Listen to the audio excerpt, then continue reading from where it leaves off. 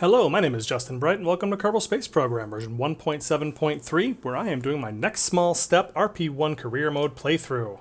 And I have just launched about 1 million little, what do you call them, sounding rockets, right, those. Launched about 1 million of those in between these tech nodes, just trying to grind up some cash while I'm waiting for technology to complete. And I just got supersonic flight completed, which gets us the X2 cockpit upgrade, which is going to be important later on. But for now, what I'm excited about is Air Launch Level 2. So Air Launch Level 2 lets us launch a little bit higher, 9,100 meters above sea level, which is more than the 75 or something like that that you got from the first node in the supersonic tree, and at 175 meters per second rather than 150. So it's just helpful. It's not a huge boost, but every little bit counts when we are doing these rocket plane contracts. And speaking of which, here we are launching in 4, 3, 2, 1.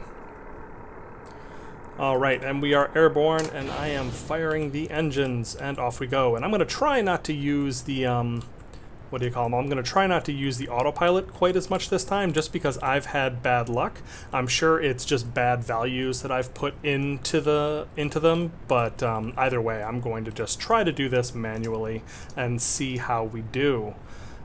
So what we are trying to do right now, now that we are pretty well stable, I'm going to start tipping this upwards because we are trying to get to 28 kilometers. We don't want to go much higher than that because we do not want to risk killing the pilot, Boris Uspensky here. And that is very much something that can happen above 30 kilometers because this is not a pressurized cockpit, and you wouldn't want to try to breathe the atmosphere up at 30 kilometers. Alright, I can see now that I've gotten my apoapsis up to 30, a little bit more than 30 kilometers. Oops, and putting my mouse over that makes it not, makes my controls lock up. So I am going to just level this out. There we go, and we just need to hit 700 meters per second, which we have done, but we've done that a little too high, so I need to tip back down. Yep, we've hit 28 kilometers, so that's awesome. We have hit our altitude, and now I just need to hit my speed, and there we go. Now we just need to return home safely. Alright, coming in quickly over the top of the Kennedy Space Center. I'm going just below the speed of sound, and so I think that makes it pretty safe for us to kind of turn around here, try to make sure I'm lining this up correctly. I'm still pretty darn high, so I do want to cut a little bit of all this velocity. I'm not sure that I'm going to try to land on the wheels because that sounds like a recipe for a disaster, but I've got a parachute, and if I can plug this directly on top of that, on top of the runway, then we're going to get the most of our most of the money back out of this flight, which would be great because I'd love to fly this a couple more times. I have a feeling that I'll be able to do some of the supersonic contracts as we keep testing this. Overshot the runway, so here we are coming down, and I'm feeling pretty good about all of this. So we're putting our wheels down.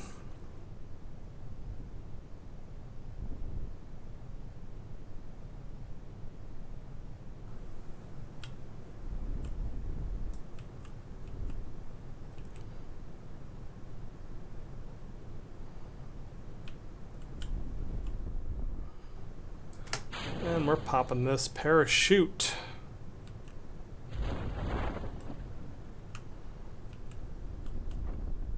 Whee! Kind of pulled us around a little circle there, but that's fine. And that's kind of exactly what I was looking for, and I think we're even going to land directly on the runway, which is just perfect. Yeah, I take absolutely no shame in landing by parachute on the runway as opposed to actually trying to put wheels down. Hopefully I'll be able to be done with planes pretty soon so we don't have to see me fuss around with this anymore, but boop boop, and there we go. Beyond perfect. I'm so thrilled. Alright, so that completes for us 25 kilometer crude altitude record. 900 meters per second speed record, and experimental rocket planes. So that leaves us finished with the experimental rocket planes contract. So that's the end of those milestones as far as this contract series is concerned. So that leaves us with basically the one that seems interesting to me. This X-Plane Supersonic contract behaves a little bit differently. So the high and high difficult contracts just want you to hit 30 kilometers and then that increases, and high wants you to hit a certain altitude, and that also increases over time. This one has like all of the between this speed and that speed, but it says current ward is at 317% of its nominal value, which means I guess that the value of this contract increases pretty dramatically over time. And look at this one. This one's actually pretty darn expensive as far as these are concerned. So I'm not sure. I don't have 3 minutes of fuel, that's for sure, on that vessel, on the spaceplane that we've been flying. But I'm thinking maybe I could, like, since it's only going 350 meters per second, I'd be throttled down, so maybe worth trying out. So I think that's something that I'm going to try, and if not, then I can just start doing these X-Plane contracts for cash in the background. One of the things that we can do is we'll be getting the X2 cockpit and swapping that on to the spaceplane we already are using, because that'll get us an increase to our service ceiling. Actually, is this just an upgrade? Interesting. If I buy this, is this a different part? Oh, right on. Yeah, so that's just an upgrade that makes the X1 cockpit and the conic cockpit allow up to 75 kilometers of ceiling. So I can just keep using that same spaceplane. That's awesome. All right, so in all my messing about, I have finished up the research for basic rocketry, which gets us a couple different engines. So the NAA 75-110 A series, which I'm just going to call the A series from now on, I think. That was the power plant of the PGM-11 Redstone short-range ballistic missile, as this lovely description says. So yeah, this is going to be kind of our new, it's going to be the replacement for our RD-100. So the A series does indeed come from the storied heritage of the V2 rocket. So this is basically the American progression line down from that particular engine. So this is going to be kind of our main booster going forward, at least until we get the next node where we unlock everything in the universe. But for now, this was used on such rockets as the Jupiter C, the Juno 1, and the Redstone booster, which put the first Mercury capsules into suborbital trajectories. So this is going to be kind of our big one for now. And yeah, so there's going to have to be a lot of work put into that. But yeah, so we're going to get to this one. The other rocket that unlocks is the S2-253, which is a kind of a chonker, but it was used on some Russian ballistic missiles, I guess. But I've heard some discussion in the RP-1 Discord about using this as an upper stage. So we might be doing that. I wasn't able to figure anything out for that quite yet, and we definitely don't have the money to do both, because this will cost me $63,000. I only have $68,000. Other upgrades that we got was an incredibly expensive RD-103, an XR-11 upgrade that apparently gets you up to the level of the X-15 for our spaceplane stuff, so that might be interesting. And an XLR-43 upgrade, which I don't even know what this is. I'm not sure I have an XLR-43. I haven't seen it anyways. I don't know if there's just something that I've missed somewhere that is the XLR-43, so I have no idea what this one is, but I'm sure there's a lovely upgrade waiting for me somewhere. So anyways, let's just go ahead and purchase the A-series engine that is going to be the formation of our next bit of tech. All right, time for a little bit of a rocket comparison. So we have here our RD-100 engine, which I'm going to put in the RD-102 configuration. You'll see this RD-103 is a pretty huge performance boost that I'm not going to stress talking about too much because it's cost 47,000 funds and I don't have it. But yeah, if we compare that... Yeah, so if I compare the RD-102, which I've been using, with the brand shiny new A-Series engine, we can see that this new one, it has a lot higher thrust. Yeah, we're looking at, on this... Yeah, so on this engine, the A-Series, we're looking at a surface level thrust of about 343 kilonewtons, and we compare that to the... 428 that we get out of the RD-102. So the RD-102 is a little bit of a more powerful rocket, 0.885 tons compared to 0.67, but the A7 is a lot lighter. And I think it runs a lot better. I'm not sure if that's the right way to characterize that, but it's definitely designed to be more of a sustainer or eventual orbital rocket because it has a rated burn time of 145 seconds, which is going to get us much higher in the atmosphere, even if it had the same performance, but it doesn't. It has slightly better performance. 214 to 235 compared to 216 to 214.9. So yeah, a little bit better.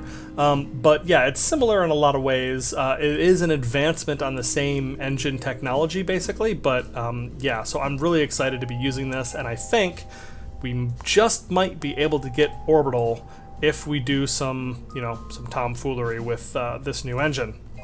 All right, now for a little bit of a design discussion, just briefly. I'm not going to go in too crazy detail on here, but I just want to talk about the planning that goes into the next mission, which is going to be getting into orbit. And I'm only really planning on getting this tiny little telemetry unit, well, I guess this whole thing into orbit, but that's beside the point. Just a small amount of payload into orbit, but this is what I'm thinking might work. But first, I want to just talk about the booster performance here. So we're looking at 9,504 meters per second of delta V, which is just ahead of what the RSS delta V map tells me I'm going to need. But the A-Series booster, you'll see, is a lot bigger than the our old RD-102 or 102. It just is able to burn a lot more fuel, and it's a little less powerful, but it still maintains a starting at a 1.3 surface level thrust, which is exactly what I wanted it to be anyways. And then on top of that, I have two aerobes of two different types that you should be familiar with. So we have the a AJ-1027, which is going to be our second stage, I guess, and then the Zasser rocket here, which is going to be our upper stage. And the difference there is the AJ-1027 has a little bit higher thrust and a little bit lower ISP, and the Zasser 1 has a little bit higher ISP, which will be better for burning in the upper atmosphere and out into space. So theoretically, this should get to orbit. We haven't tested it, and there's also a catastrophic 30% ignition fail rate on the brand new A-Series engine. So we're going to have to be doing some testing, and we're also going to need to do some tooling on this. I think to try to make sure that I get into orbit, we're going to extend these stages a bit and try to do a little bit of overburning past their rated burn time. I know, scary stuff. But yeah, that gets us up to like 72 seconds that we could burn on this one. We don't want to go too high because I don't want to lower my surface level thrust, but I think a little bit will help, especially on this uppermost stage. All right, so that gets us... I've extended these so that they burn 20 seconds over their rated burn time, each of these two aerobes, which gets us another almost 200 meters per second of delta V, which I'm pretty stoked about, actually. So I think this might be our first orbital rocket. And then once we've got this, then we'll, do some retooling and redesign to actually put useful things in space. But the thing we need to do now is actually get into space, and you'll notice one little problem. The rocket is way too big. So we are going to need to build a new pad, which luckily the contract is going to let us do. So let's go ahead and throw this away, save this up, and we'll go take a look at that. So I'm fairly confident now that we are able to get our first satellite into orbit of Earth. And that is going to put us on a clock that is about 2 years long. So I think we'll have a couple shots at it. And it gives us an advance of 64,000, which, as it turns out, is a very fortuitous number. For you see, we need to build a new launch pad that can actually handle the new orbital class rockets. 20 tons is no longer going to cut it. So we want to build a level 2 launch pad, which is going to cost 70,000. The contract advanced us 64,000, which, you know, I think just between the difficulty settings was intended to be exactly the amount of this launch pad, but the difficulty turned it down a little bit, I think, maybe, question mark. It doesn't matter, it's close enough. That is what we are going to do. What should I name it? Well, I can rename it later. Let me know what you think the name of these launch pads should be. If I should do like Launch Complex, you know, 39A and all that other kind of arbitrary stuff, or if I should name them something else. But so that's going to take 450 days, 14 hours, and 3 minutes. Shoot. Okay. Well, get started, I guess. Okay, so gosh, I'm not sure what to do about that. I don't know if there's something that I could have done to make this pad build go a little bit faster. I don't know if there's like,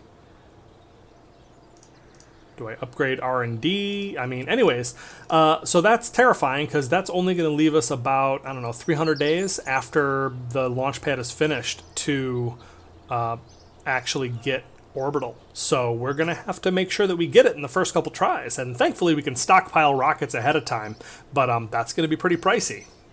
So I think I understand now what else we can do. So something else that opened up when we took this first artificial satellite contract was first scientific satellite contract.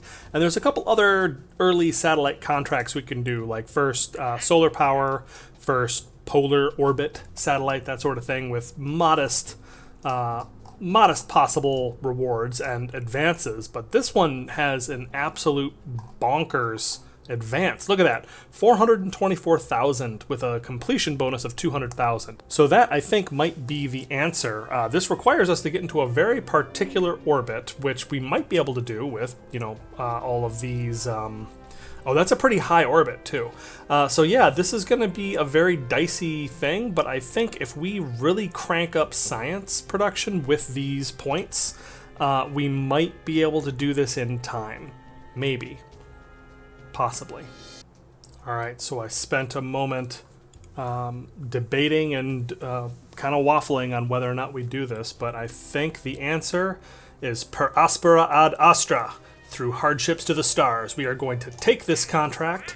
It's going to give us 420,000 funds, which we are going to use to really bolster our space program and really get it going and ready to really hit on the big stuff that we're trying to do in the future. We are propelling ourselves towards victory.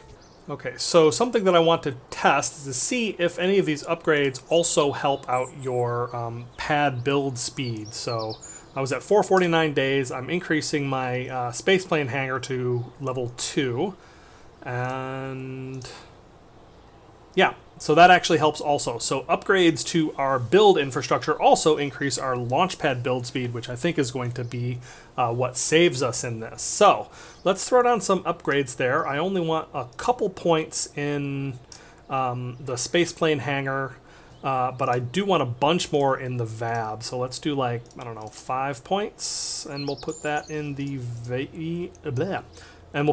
vehicle assembly building, getting us to 12 points spent at 0.265. So between those two things, we're down to 330 days, which is already a lot better by the time we can actually start testing this stuff. So we also are going to want to spend a lot of this money. I'm thinking even as many as, let's say, yeah, 9 points, and we'll put that into research. And there we go. We've got 19 points in research.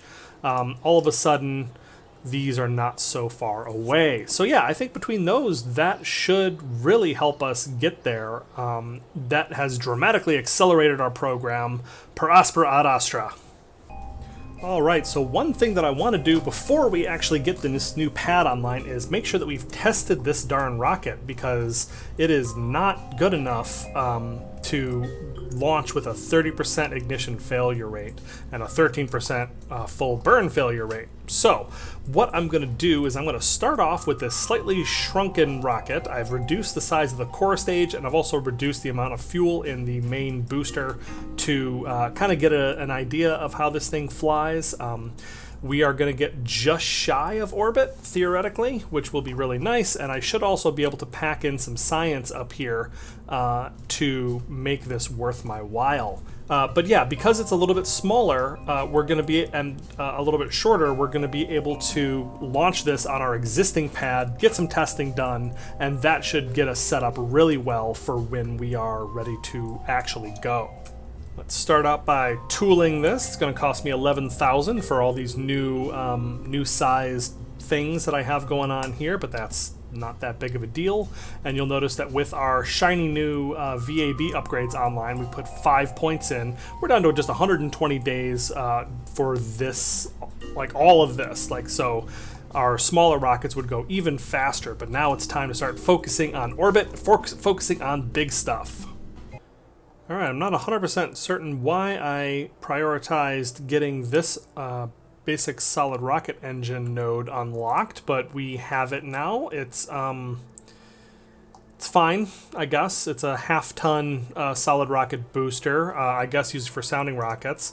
I did want to eventually get to the 1956-1957 node, which has the baby Sergeants, which were used on the actual Explorer one.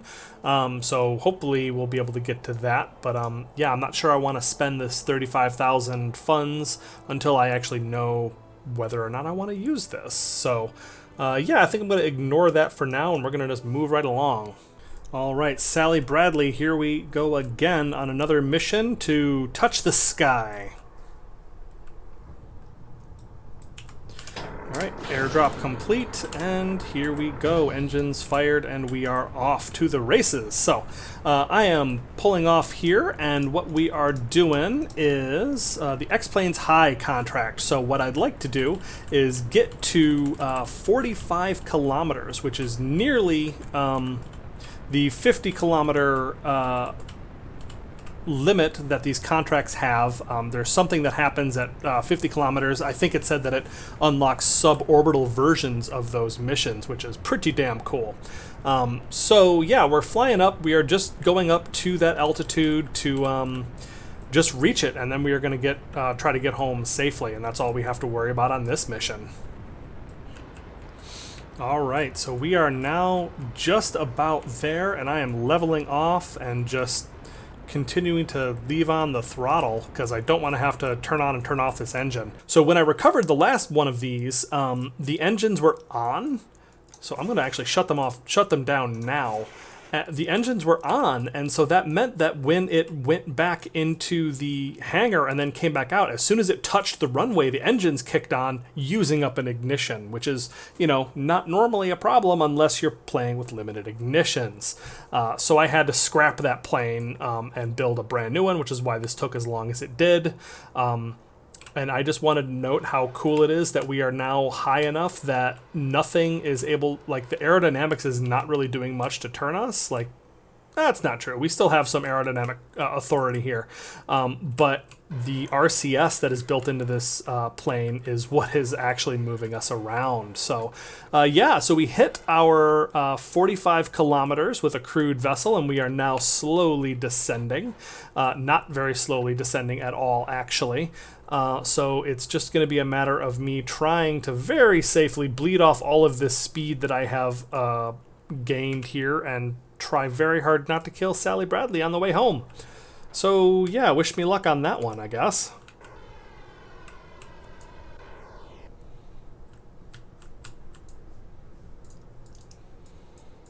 Oh no. Sally has passed out because I was torquing this thing too hard. Okay. Wake up, Sally! Sally! Okay.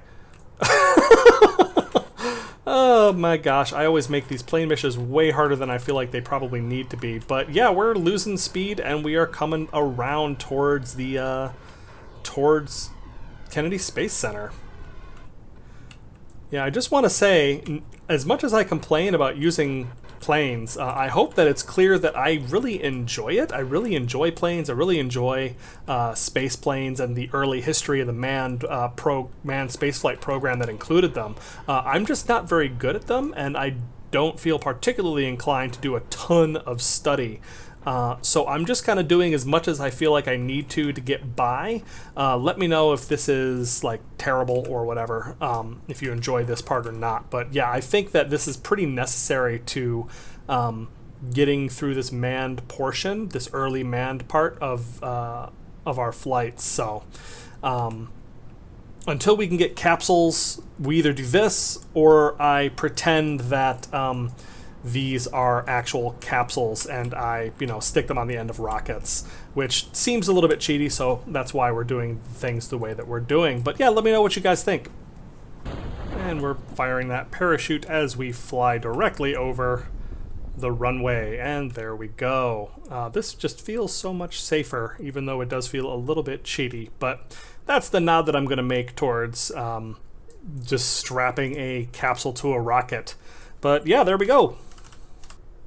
And Sally Bradley has touched down, getting us a couple contract completions. So, a crew altitude above 30 kilometers, 40 kilometers, speed record of 1,200 meters per second. That thing was really hauling up there. And finally, X-Planes high, difficult. Congratulations on a successful flight. Alright, so we wound up with another 40,000 funds after all that, and I'm still trying to save a little bit for when we unlock some really big nodes, which is going to be happening very, very soon. But I still think we can spend some on, let's see, vehicle assembly building upgrades. Let's get that to 13 points, and then we'll save 120,000. Alright, so I'm going to just grab this contract again and launch that plane again because we recovered it properly. But there's no reason I need to show you guys that because hopefully it's just going to be the same thing over and over again. I mean, I don't hope that it's going to be, but, is what it is. So we're going to launch that one more time and I'll just see you later when something else interesting happens. Future me here, I just had to say something, and of course in that very same mission, something interesting coming right up.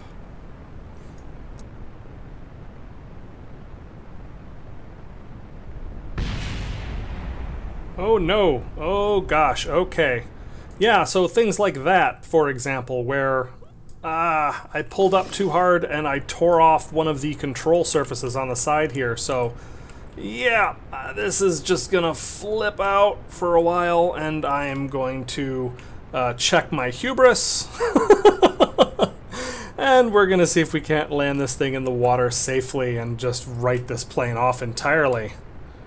Oh, sigh. Yeah, so I thought that I was doing much better than I was, and I didn't have these engines activated, because remember, I just turned them off. And so, sploosh. And so there we go, they got torn off the back, but our pilot lived, and that's what's important. We're just going to recover this normally.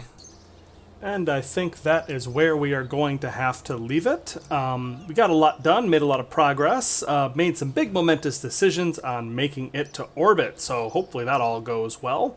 Let me know what you guys thought of this episode in the comments below. I'm always happy to get your feedback. Please like and subscribe and all those things, and I will see you next time.